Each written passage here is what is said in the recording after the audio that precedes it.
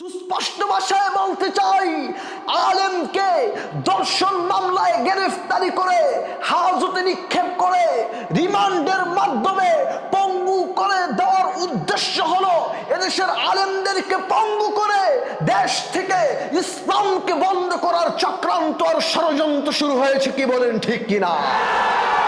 সে আলেমদেরকে জেলখানায় নারী নির্যাতনের, ধর্ষণের মামলা দেওয়া হয়েছে। আপনারা ইতিমধ্যেই কিন্তু দেখেছেন বাংলাদেশের শায়েখ ইবনে শায়েখ কারিম ইবনে কারিম আল্লামা মামুনুল হক হাফিজাহুল্লাহকে নারী ধর্ষণের মামলায় তাকে আটক করেছে এবং প্রায় দীর্ঘ অনেক দিন হয়ে গিয়েছে এটা তার নির্যাতন, জুলুমের রুলার তারা চালিয়ে যাচ্ছে। কিন্তু সত্য কিন্তু কোনোদিন চাপা থাকে না। আপনারা সোশ্যাল মিডিয়াতে দেখতে পাবেন কয়েকদিন পূর্বে জান্নাত আর ঝর্ণা তার ছেলে এবং সোশ্যাল মিডিয়া গরম হয়ে গেছে যে এটা আল্লামা মামুনুল হকের কোনো অবৈধ স্ত্রী না, এটা বিবাহ করা বৈধ স্ত্রী। আমার ভাইয়ের, আমার বন্ধুরা, এটা বিবাহ করা বৈধ স্ত্রী।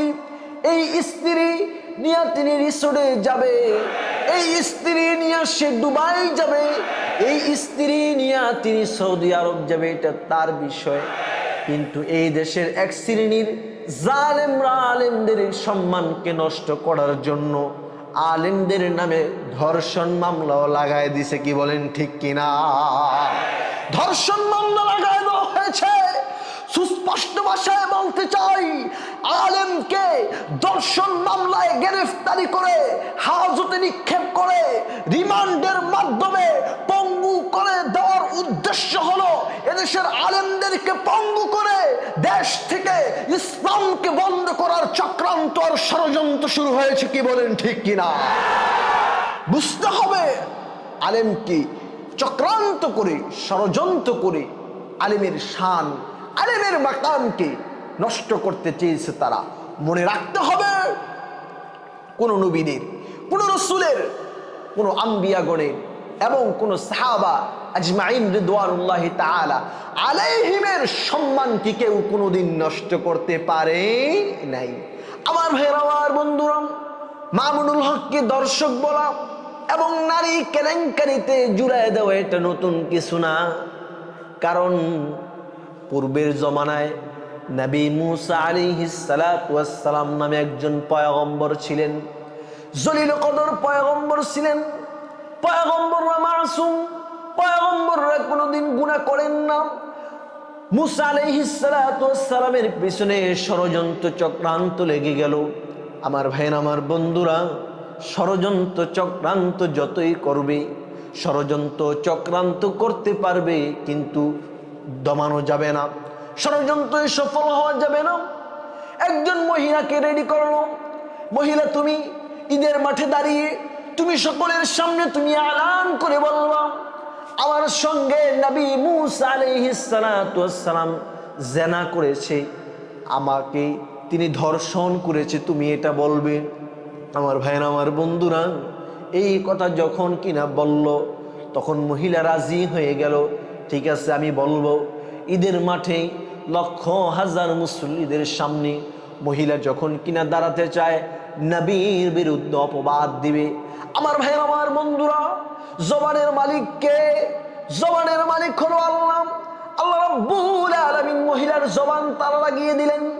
মহিলা দাঁড়ালে জবান বন্ধ হয়ে গেছে, কথা বলার মতো কোনো শক্তি নাই, কোনো সাহস নাই, বাক বন্ধ হয়ে গেছে। মহিলা ভয়ে বসে পড়েছে।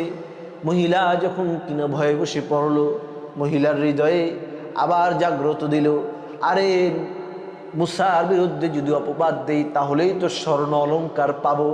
মহিলা আবার দাঁড়ালো, মুসা নবীর বিরুদ্ধে অপবাদ দিবে, কিন্তু দাঁড়ানোর সাথে সাথে আল্লাহ রব্বুল আলামিন মহিলার জবান বন্ধ করে দিয়েছে।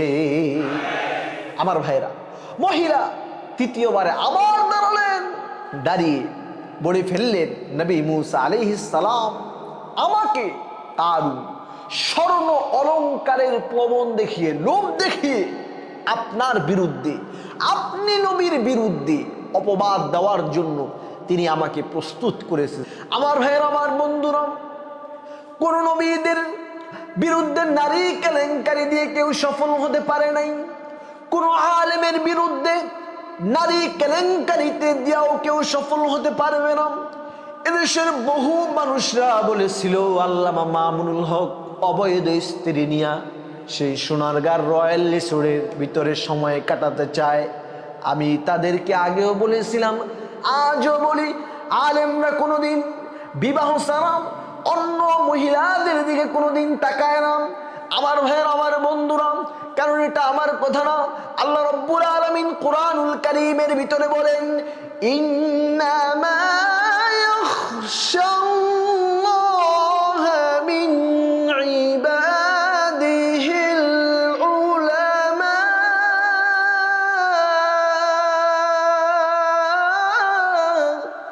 আল্লাহ রাব্বুল আলামিন বলছেন, পৃথিবীর মানুষেরা, তোমাদের ভিতরে যদি কোনো লোক, কোন দল বা কোন গোত্রের মানুষ যদি সবচাইতে যদি আমাকে যদি কেউ যদি বেশি যদি ভয় পেয়ে থাকে, তাহলে ওই দল, ওই লোকগুলোর অন্তর্ভুক্তই হলো আলেমরা।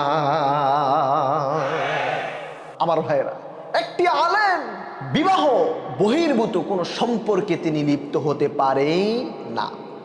সুতরাং আমার ভাইয়ের, আমার বন্ধুরা, আল্লামা মামুনুল হক সহ আলেমদেরকে অপবাদ দেওয়া যাবে না। জেলখানায় যে সমস্ত আলেমেরা আছে, এরা হলো নবীর ওয়ারিস। আমার ভাইয়ের, আমার বন্ধুরা, হক কথা বলার কারণে আলেমদেরকে জেলখানার ভিতরে বন্দি করে রাখে, এটা কোনো নতুন কিছু না। কারণ পূর্বের যুগেও কিন্তু এটা ছিল।